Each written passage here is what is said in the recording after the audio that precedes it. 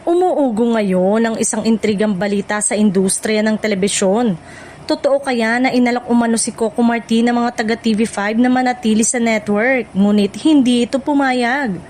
Ayon sa mga bulong-bulungan, nagkaroon daw ng seryosong pag-uusap sa pagitan ng kampo ng aktor at ng pamunuan ng Kapatid Network, kung saan inaalok umano sa kanya ang isang malaking proyekto para magpatuloy ang kanyang pananatili roon.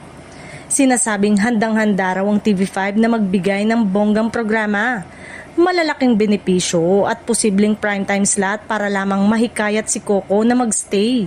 Hindi raw biro ang alok, mula sa production support hanggang sa creative control sa proyekto.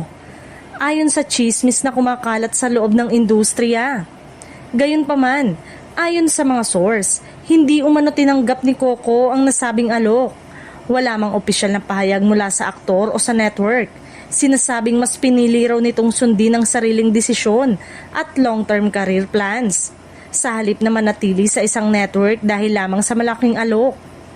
Dagdag pa ng chismis, posibleng may mas malalim na dahilan sa likod ng pagtanggi.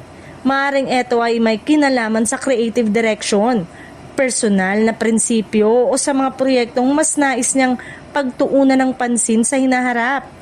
Kaya naman patuloy ang espekulasyon ng publiko kung ano nga ba talaga ang tunay na dahilan. Sa ngayon, nananatiling walang kumpirmasyon mula sa panig ni Coco Martin at ng TV5. Tahimik ang magkabilang kampo kaya lalong umiinit ang usapan at haka-haka sa social media at showbiz circle.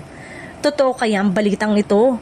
Kung sa bagay ay hindi maikakaila ang ratings ngayon ng Batang Quiapo, na nangunguna at tinalo ang mga katapat na serye mula sa ibang network.